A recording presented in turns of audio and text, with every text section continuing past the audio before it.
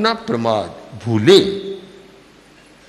आदमी भूल करता है। प्रमाद का एक अर्थ है विस्मृति, भूल।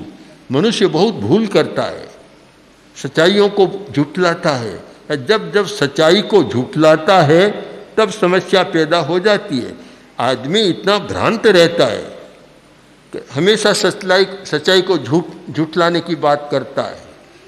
एक पिता ने पुत्र से कहा कि बेटे जाओ बाहर और आकाश में कितने तारे हैं गिनकर बताओ।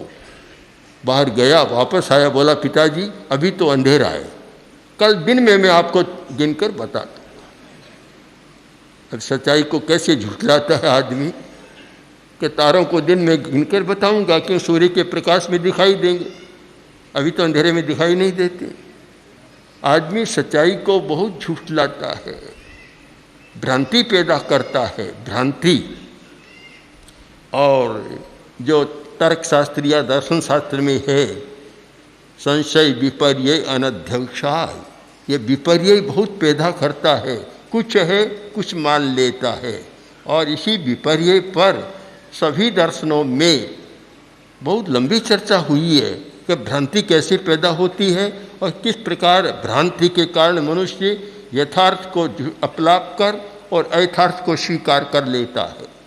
अब मैं इसको अनुव्रत के संदर्भ में, अहिंसा प्रशिक्षण के संदर्भ में देखता हूँ तो मुझे लगता है कि दुख का बड़ा कारण मनुष्य की भूलें हैं। अगर मनुष्य में व्यवस्थागत इतनी विषमता नहीं होती तो शायद दुख को बहुत दुख कम होता और भय भी कम होता। आदमी आदमी से नहीं डरता।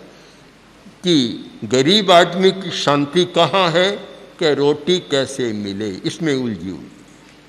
और धनिक आदमी की शांति कहाँ है कि धन सुरक्षित कैसे रहे।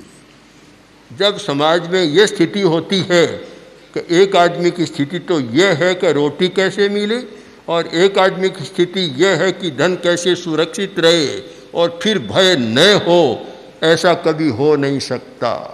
न भूतम न भविष्यति।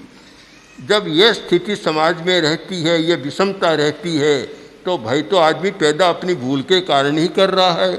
अगर भय के वातावरण को मिटाना है और अभय के वातावरण का सृजन करना है तो उसे सबसे पहले समाज की व्यवस्था पर विचार करना जरूरी होता है।